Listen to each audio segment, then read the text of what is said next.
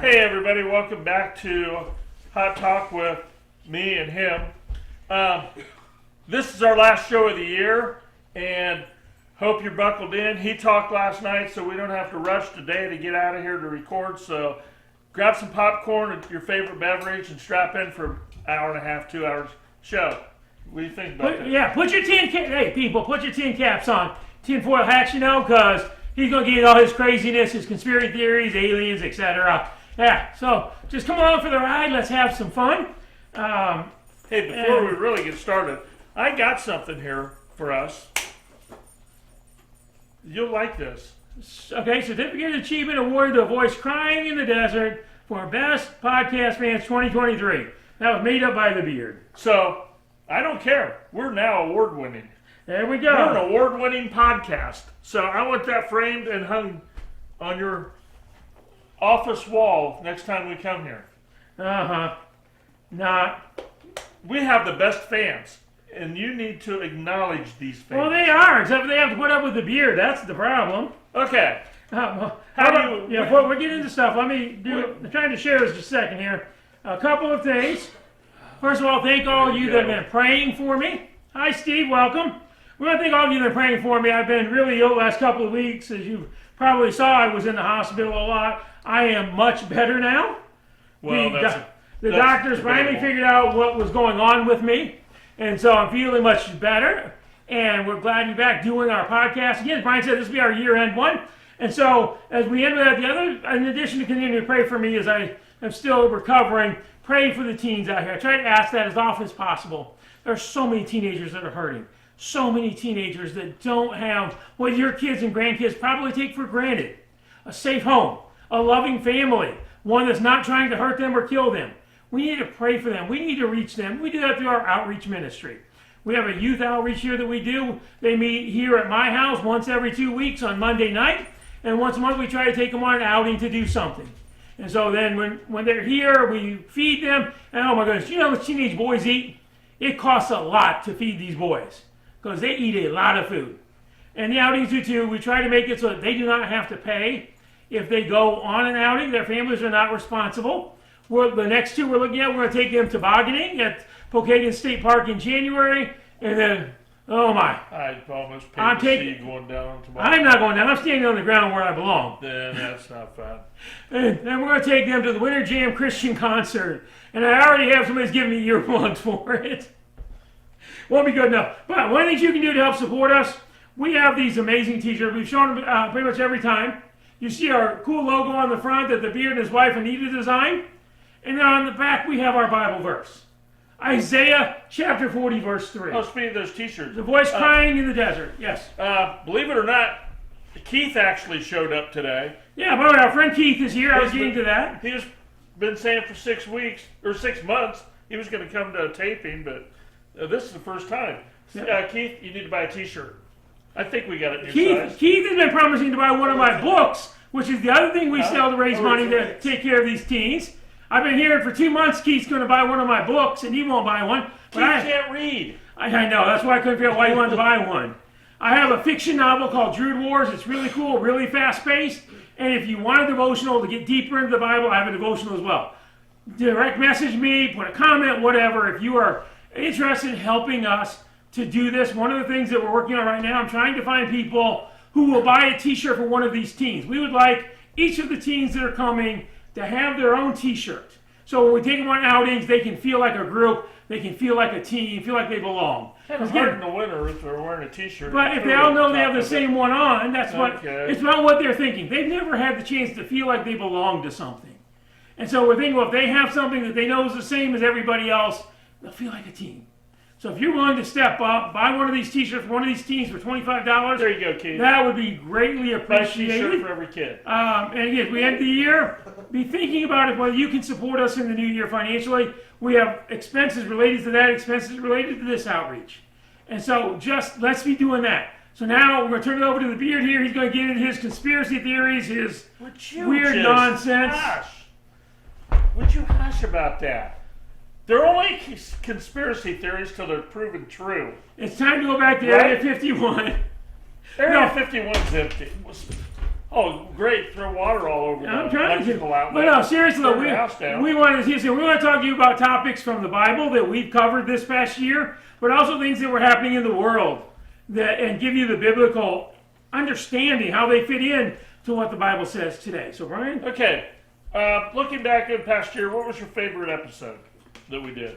And speaking of which, I actually looked it up. January 12th, we did our first episode, so we're coming up on our year anniversary. Exactly. That I've had to put up with you. My best was his aliens episode, 'cause I had so much fun picking on him.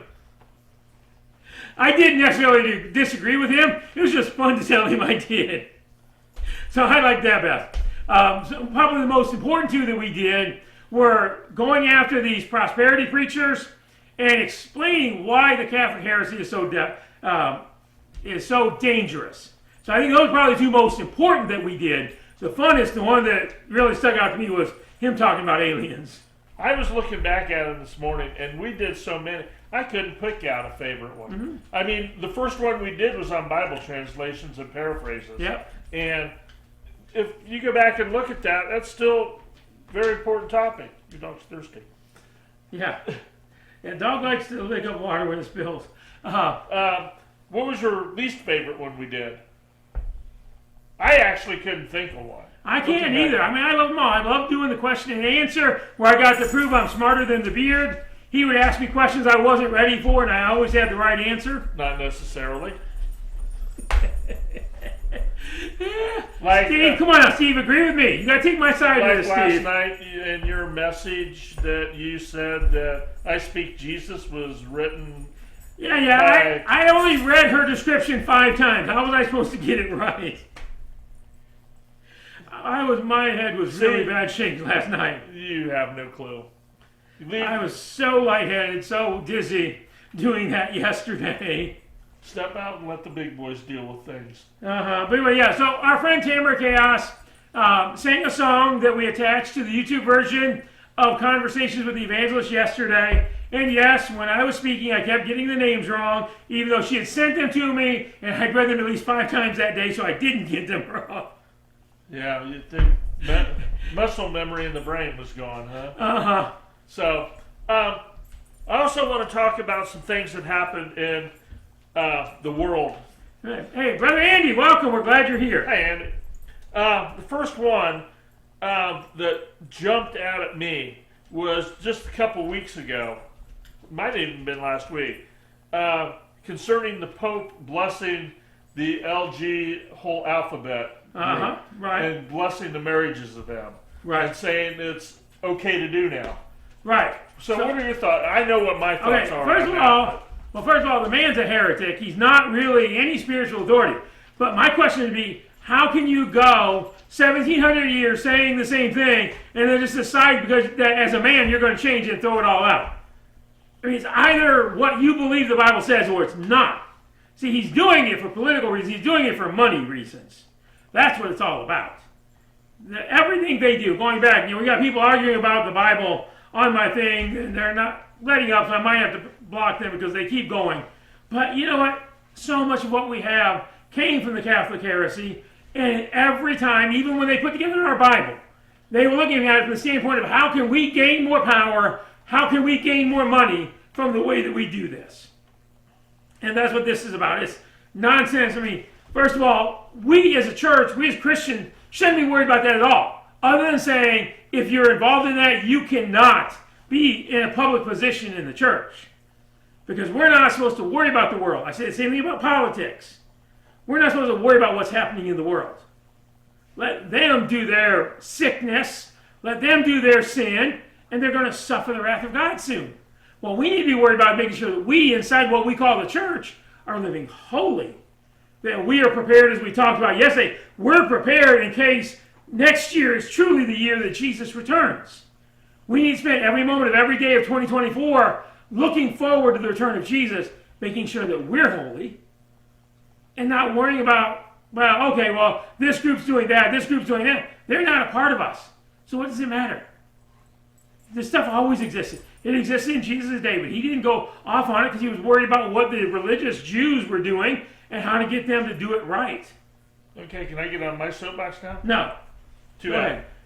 my main problem with that is the Holy Bible forbids it. Calls it what it is. It's a sin. Right. And you have a so-called religious leader saying, it might be a sin, but it's okay. Yeah. He's overriding the Bible. And that's exactly it. He's bringing it into the church. And I disagree with these denominations in the United States that bring it into their church and make it a part of the denomination. Okay, as long as it's out in the world, it's not our problem. If you bring it into the church, then it's a problem. If a religious leader is going to say it's okay, they're not really a faith leader. They're a man-made religion leader, not a faith leader. They're not of God. If they're going to say it's okay for that stuff to be in the church. And I would say that about any sin. If we want to stand up in the pulpit and say, people, you can lie as much as you want, it doesn't matter. If we're going to stand in the pulpit and say, people, it's okay if you steal as much as you want, it doesn't matter. Then that person's no longer of God. So any sin that you have, including the ones he's talking about, sex outside the marriage between a man and a woman, you can't legitimize it inside the church. It's just, not only is it wrong, get that stupid Be quiet bear out of now. here. Be quiet. Hey, Kent, welcome. Hey, Kent, Bear wants to say hi. This is my new friend, Bear. My grandchildren gave me Bear for Christmas. He's going to help us with these podcasts. The last, yeah, like the chicken. Yes, and chicken too. The chicken who is now Without any feet, because my dog got hold of it. went to KFC. Had no feet, because my dog got hold of it. So my grandchildren gave me this for Christmas. I was thinking of calling it That Bear in honor of my granddaughter, but I wouldn't insult Bear that way. I'm not going to name him after that boy that you stay away from my granddaughter. But he's got his own opinions. This is my new friend. This is Bear. This is for my grandchildren. Made me feel special. The last grown adult that I saw holding the teddy bear was Radar on MASH. That's right. And he was pretty cool. And you're a little bit, well, I'm not going to go there. So go on with whatever you're whining about now. Okay. The next topic is kind of draws into the previous one. The United Methodist Church.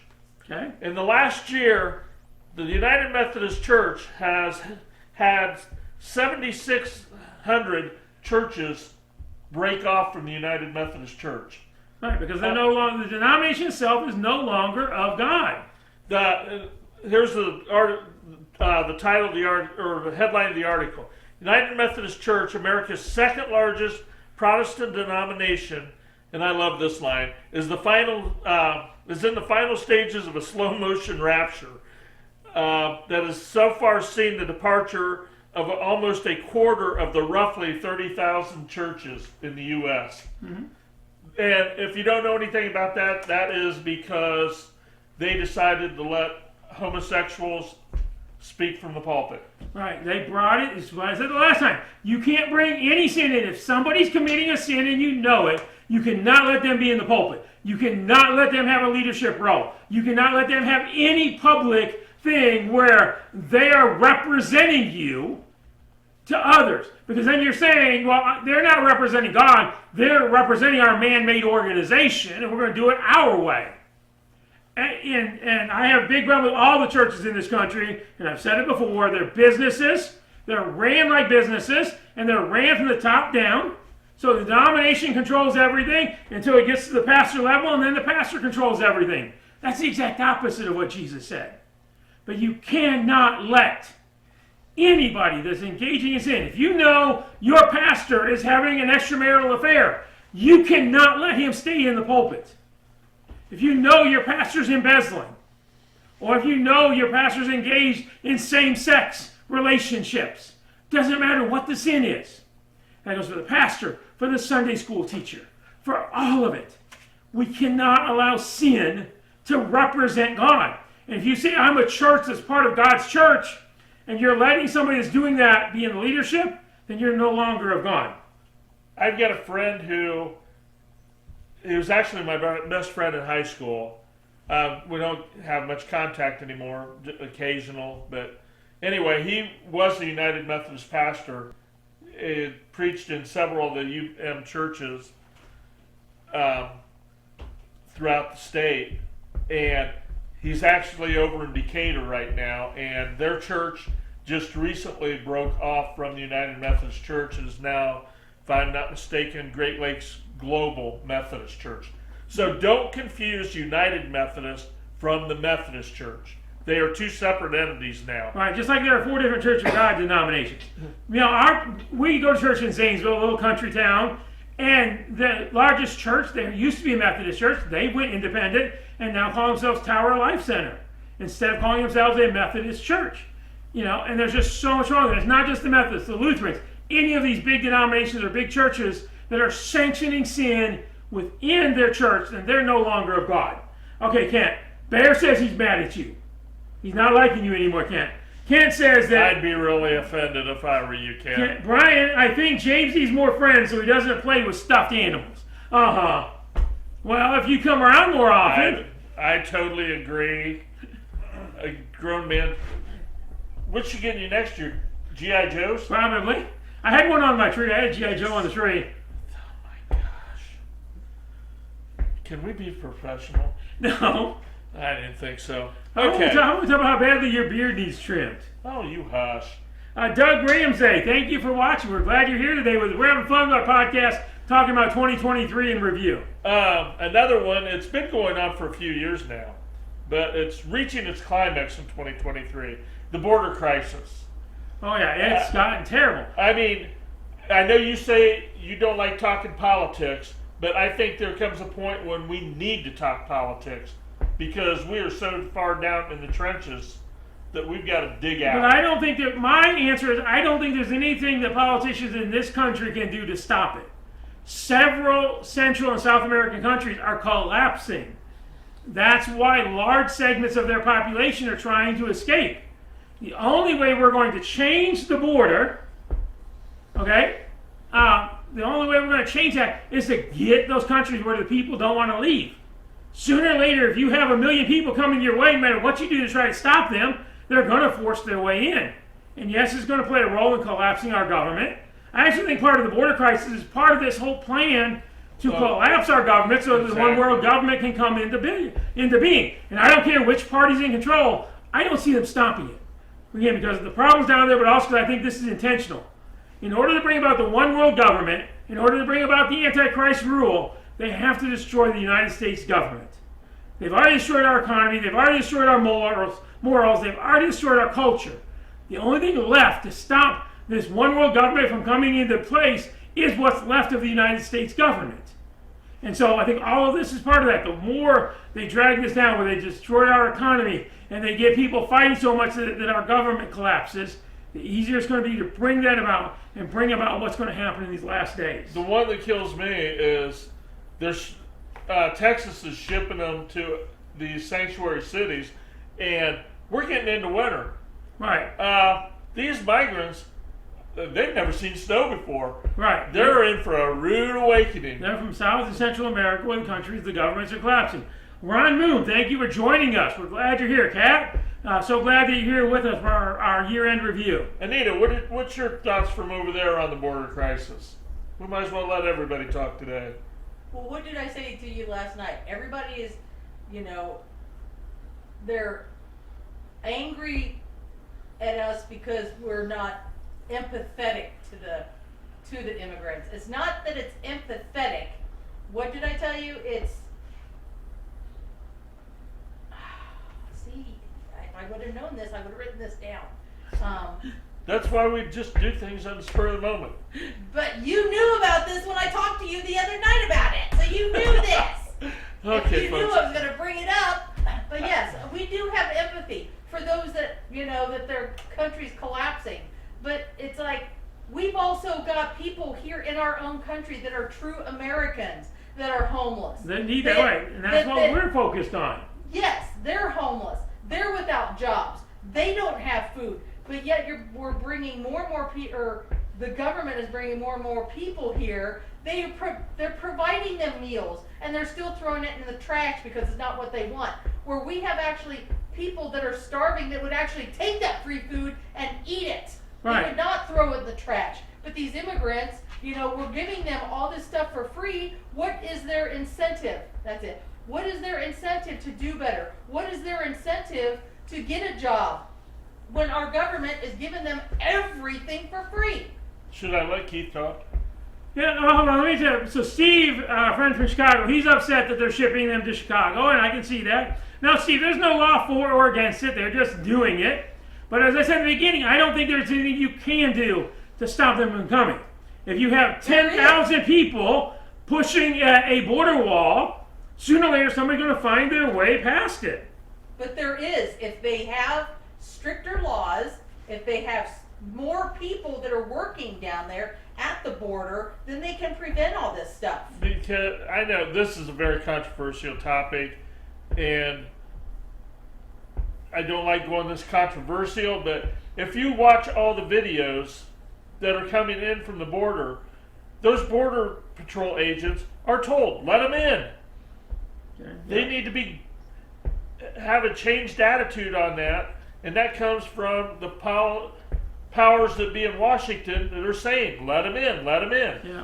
So, guys, let's move on. We don't have time. I want to hear from Keith. Share your opinion here real quick. You know, if you top it off on what Anita said, I mean, she's talking about Americans. I mean, there's actually Americans here that are veterans. Mm-hmm. And you are a veteran. Yeah, I am a veteran, and but these are my buddies. They You weren't even a fobbit. You got out of the... Yeah, I was out of the water. But they went overseas and they served our country, you know. But yet our government it feels like to us veterans that our government wants to help out an immigrant before the ones that actually keep this country safe. Exactly. Steve, there's no way of knowing why he's doing it, but there's nothing to stop him. That's really why. And along with He's doing it because he can. And along with this, Anita and I saw last night on the news that California wants to raise the minimum wage to $20 an hour. No, they did. It's already in effect. And then they're whining because they can't. These stores have to close and can't afford employees. Right. They want these people brought up to a $20 working wage, and the stores can't close them. So, okay, we can't pay you. You're just out of a job. Yeah. So The whole reason behind minimum wage is because it's an entry level position. Right. It But gets today, you- too many adults are working at that. But when you start out at minimum wage, it is to get you the training you need so you personally can achieve a better paying job. You Right. start out at minimum wage, you get that training that you need, and then that gives you the incentive. an incentive to better yourself.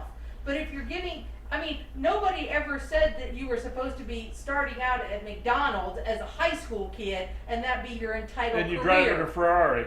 That is not made to be your entire career. Right. It is for you to get the discipline to get up, go to work every day, and do your job and learn a trade so that you can then improve yourself to motivate you to do better. But if you're lazy and that's all you want, and then you're just going to gripe and complain, I don't get paid enough at my job. Have you even attempted to do something else? Yeah, you got me on my I think I soapbox. pushed her buttons. Yeah, I didn't do. Okay, so let's go back to Kent's comment. Kent had a comment going back earlier, I think, to the Methodist church thing. Many churches today let politics control what goes on behind the pulpit. Oh, yeah. And they do. You're exactly right, Kent. That's a lot of stuff. Again, the world is coming into these churches, and these churches are going to be the ones who are going to be the easiest to sweep into the one world faith religion when they pull it together. Because they're already used to doing whatever is going to bring the money in, whatever is going to get people emotionally involved, get them going, etc. And there are a lot of emotional topics out here that people tend to focus on. Another topic that pushes into religion, which politically based, the Supreme Court actually sided with a Christian who would not make a wedding cake for a gay couple. Right. That is a rarity. Right. It's rare that the Supreme Court does side with the Christian faith. And remember, it's freedom of religion, not freedom from religion. It's something that we've lost sight of over the last 200 years in this country. Nobody said that you were going to be protected from being exposed to religion. It just said that if you had a religion, you could practice whatever it was freely. And so that's where we get wrong. But yes, the Supreme Court is way out there. Whether the conservatives or the liberals are in charge, they've been hostile to the Christian faith forever. Now they've got at least 3 on there now that were put on there specifically because they had some hardline, what they call evangelical Christian views, which are neither evangelical nor Christian.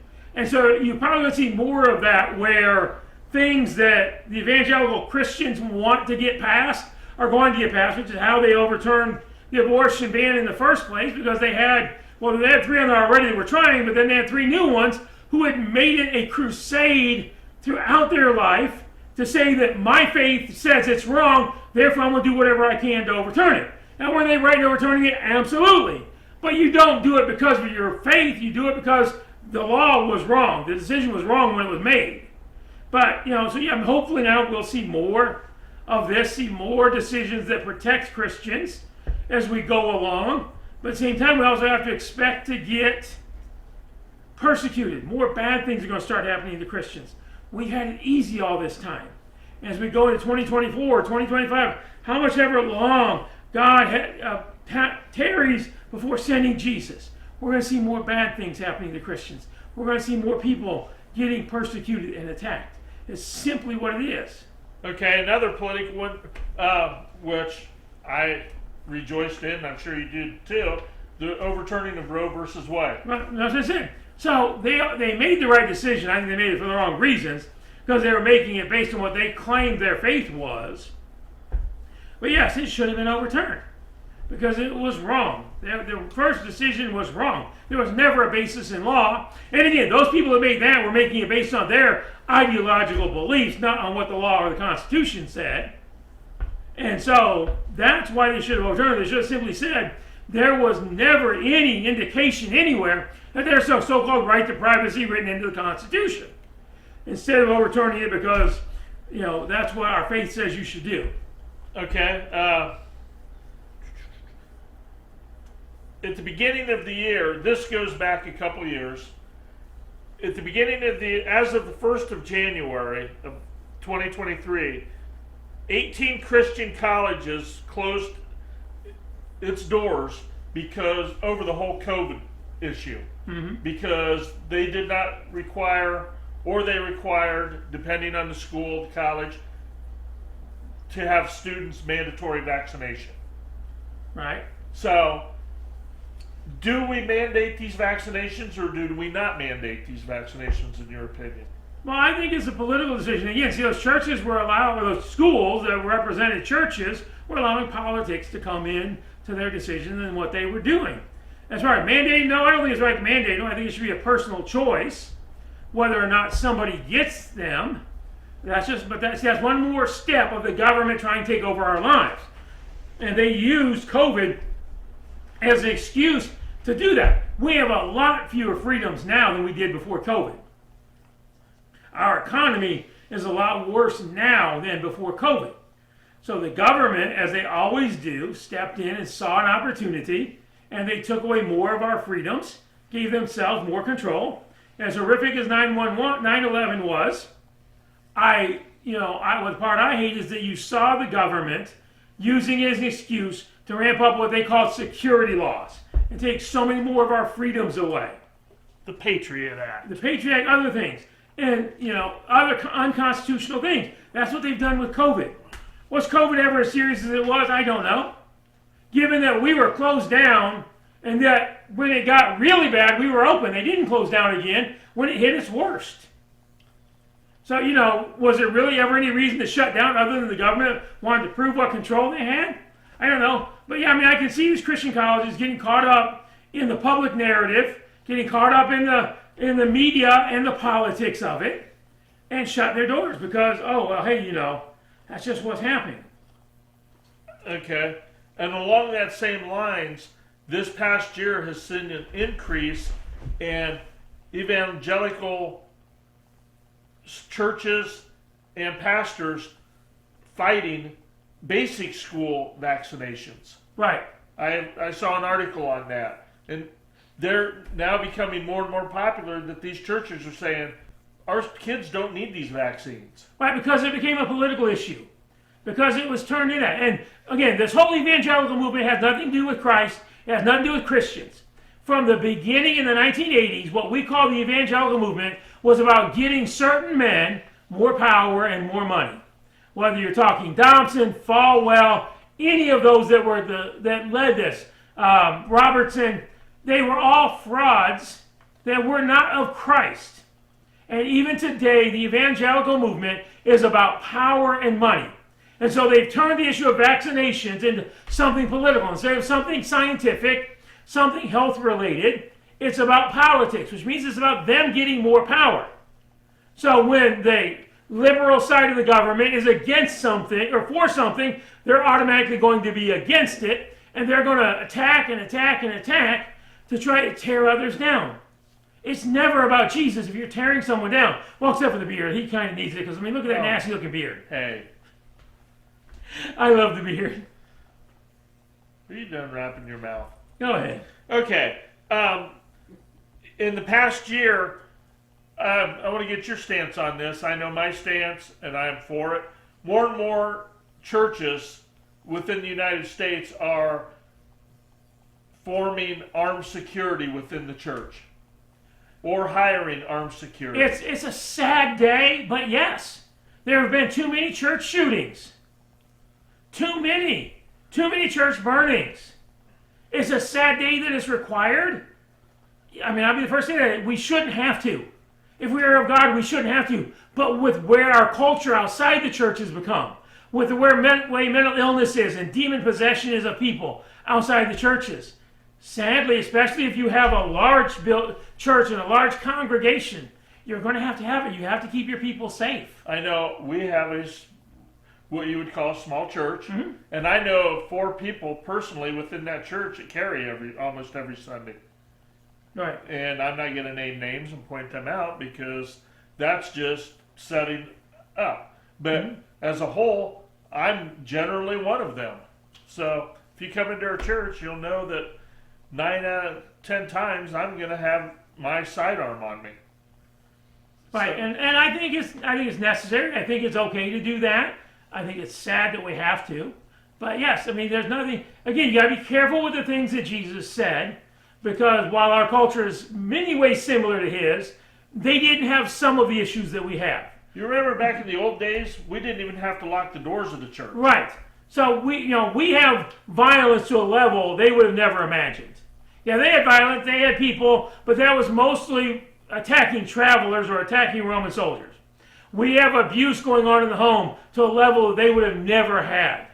So there are things that Jesus said, or even that Paul said, that we have to be careful and look at, but does that apply to our situation today because of how our culture in America has gotten to? Okay, got a couple topics yet that I have picked. We'll talk whatever you want to talk about in a minute. This past year, I don't know if we've talked about it in the past. Hillsong Church had a big scandal with the founder. I can't think of his name right now. But his son, Brian Johnson, went on trial for covering up his father's sins. His father was accused of having affairs, manipulating church members, embezzling. He resigned. Brian Johnson took over and basically swept it all under the rug. And he went to trial. It was a very lengthy trial this past year, and he was acquitted of this. And members of Hillsong were furious. Right. Acquitted because he had money. I mean, that's generally what it comes down to. And it was an Australian court. Yeah. But I mean, in Australia, you can buy your freedom if you have enough money, just like here. Okay, last topic I've got. This is a touchy one for me.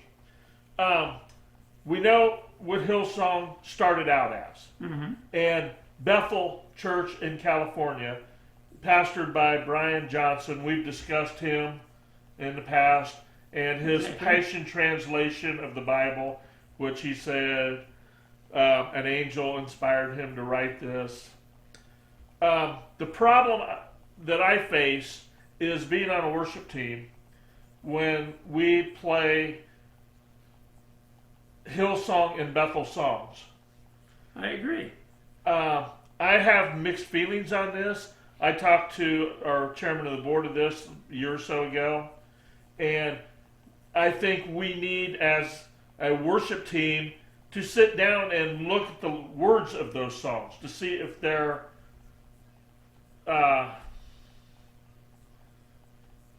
the theology is correct, Right. if nothing else. My belief is we need to deal with all of this. There's so many songs out there that you get into the beat, you get into how smooth it sounds when they're singing. That doesn't mean it's of God.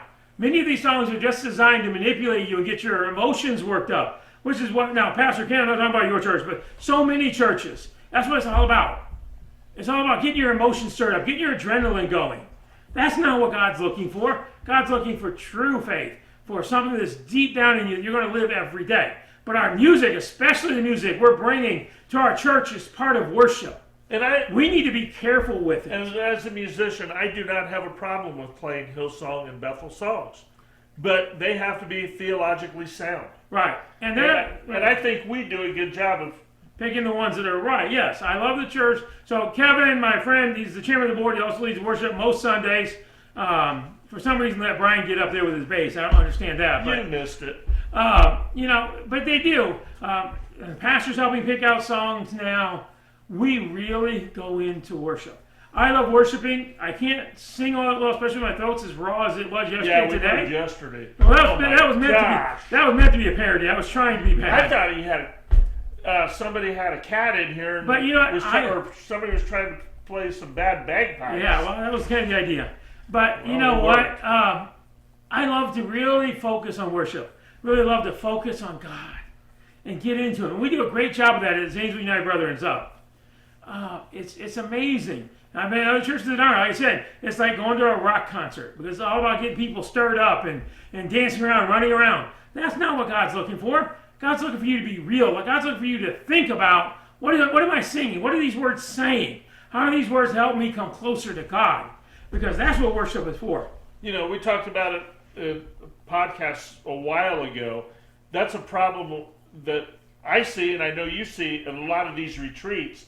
They bring in these great musicians and get people's emotions stirred Right. with these songs, and that's all it is. It's not a conversion. It's an emotional feeling. And we'll see that at Winter Jam. They'll have hundreds, maybe thousands go down to the stage to pray for salvation. That's not real. It's an emotional high. Right, it's an emotional high. They've got adrenaline flowing from that rock concert. And I don't object to the songs they sing. I'm just too old to listen to it. You're too old to... I'm too old for everything. Yeah. But you know what? I disagree with that part. I don't think, because again, I've said it many times, I don't think that salvation is something you do at an altar call. You give an altar call if you've got people that want prayed for because they've got a financial problem, a health problem, whatever it is. They want someone to lay hands on them, pray for them, and listen to what's going on. But you don't give an altar call to say, come up here, let me help you pray for salvation. Because it's not about the moment you get saved. It's about living saved. So those hundreds, those thousands that'll go up to the stage at Winter Jam, they're not being taught to live And where's saved. the follow-up after that? Right, where's the follow-up? Those people go home back to... You're taking a piece of dirt out of the dump and throwing it in a garbage can. Yep. And it's going to end right back in the dump a week later. Yep. And I've said this to our new pastor. We have to have follow-up when there's visitors in here. You need to ask them to fill out a visitor card. And then people should have a chance to follow up with them, to contact them. Let them know we're glad they're here. Kent says they are proving a point that there's crisis at the border. Kent's comments are taking a long time to show up.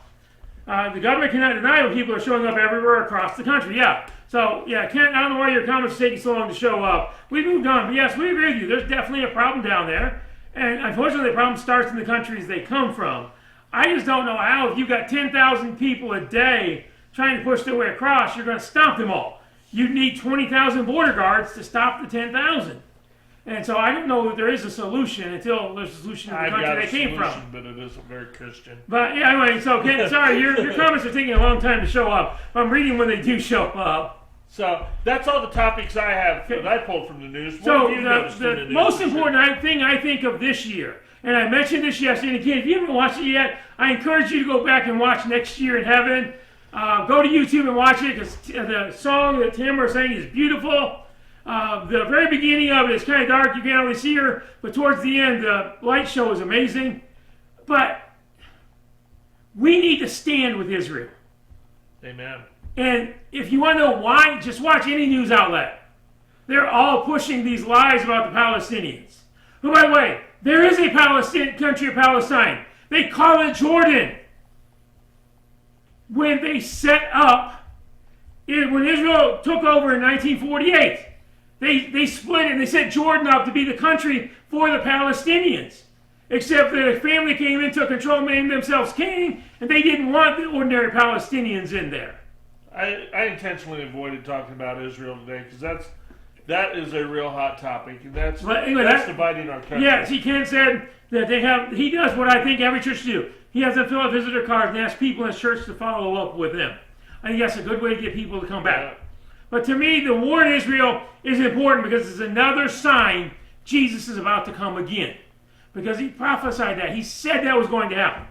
Now, we don't know what's going to happen here, but I would not be surprised if this turns into an all-out regional war, and the end result is that monstrosity, that abomination, sitting on the mountain of God, is destroyed and is cleared so that Israel, once again, controls the mountain of God, the Temple Mount, and can build their temple. I wouldn't be at all surprised, because we know that at some point that's going to happen.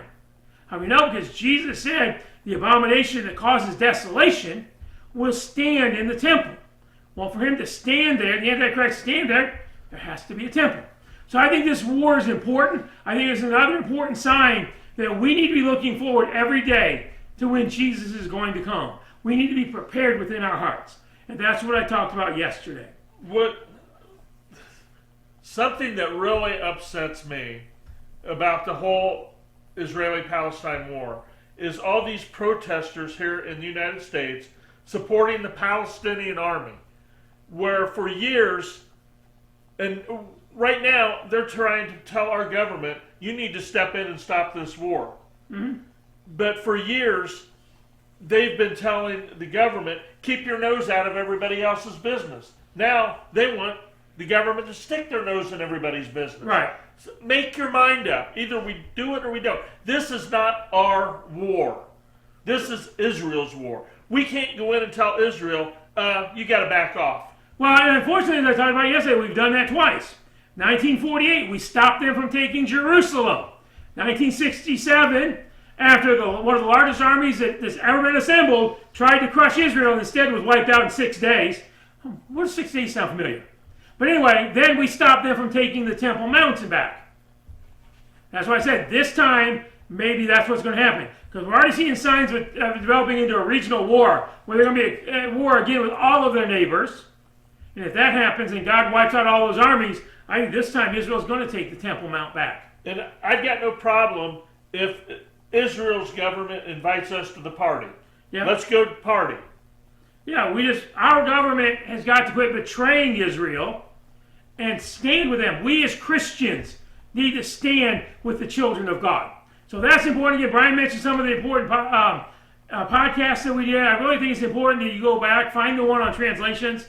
I've seen a lot of arguments lately about what translation's right.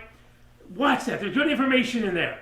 There's good information in a lot of the ones we did. We've helped you grow in the Bible this year. And we're going to try to help you grow in the Bible next year. I'm in a couple of groups online. I've already shared with James. I'm pulling topics up for our podcast. And Tamara, James gave me your idea for podcast. Great idea. It's just going to take to get it to work the way I want it to. I don't care what he thinks. I never do. But the way to get it to work the way I want it to work out, it's going to take some time. So be patient with me, but we will get to it because it is a really good topic. By the way, Tamara, the topic you want is the one these three are arguing on and on and on and on about on one of my posts. And we will get to it. I'm not sure how I want to present it. I've got an idea, which will be fun on our part. Right. Because if it pulls off the way I want to, it's going to be a good cop, bad cop thing. Yeah. And by the way, I love Brian. I actually paid him a compliment the other day. It almost broke me to have to give him a compliment. You did twice, and I thought you were going to be in tears. But don't take it seriously when we argue back and forth. If you're of a certain age, you'll remember Abbott and Costello, or even the Three Stooges, though there are only two of us. And we kind of act like that. You're kind of like Curly, aren't you? No, even though there's only two of us, we kind of act like the Three Stooges. We don't need any of it. But yeah, so it's been a great year. We thank you all for supporting us, being a part of this over this year. Got great topics. yet to Come come. and in this- stay with us. Help us to continue to grow. Continue to share this. If you feel called to support us in our mission to the youth of the area, please support us. Contact me on how you can send a donation. Contact me on how you can buy a shirt from one of these teens. If you want to send us products, hey, we'll take sponsors. Yep. You show us product, we'll sponsor you. Or you can sponsor us, we'll show you product. I don't care. Yep. So, I can be corporate greedy. I'll get back to Kent's comments, taking a long time. So, Kent just said exactly what I said in my message yesterday. America's support for Israel is just for show. Our government's only pretending to support them for political reasons, for money reasons. Our government is not insincere in standing with them. This country will never be what God wants it to be until we stand with Israel and stop being so anti-Christ. He's exactly right. And that's what I shared in my message yesterday about how we know that it's coming, that the end is coming. So yes, please consider supporting us in the new year. Help us to reach We are more an of these award-winning kids. podcast now. Yeah, we're an award-winning podcast. So, Paula, we're glad you watched. We're just finishing up, Paula. We're going through our conclusion, but I hope you'll go back and watch from the beginning. Little Paula, I still can't get over the fact that she's not 5 anymore, but I love you, Paula. I was gone for 30 years and I came back and she's an adult with teenagers. How does that happen? Maybe because I was gone for 30 years, you think? she's probably wishing you'd be gone for another 30 years. But I love Paula. I love her husband, Austin. They've got some great kids in there. But yes, we're so glad you're here. We want to wish you, from everybody that's involved with Hot Bible Talk, with the Evangelist and the Beard, we want to wish you a happy new year. We pray it to be a blessed and a safe new year. And so until we see you again in 2 weeks, may you be blessed in Jesus' name. Amen.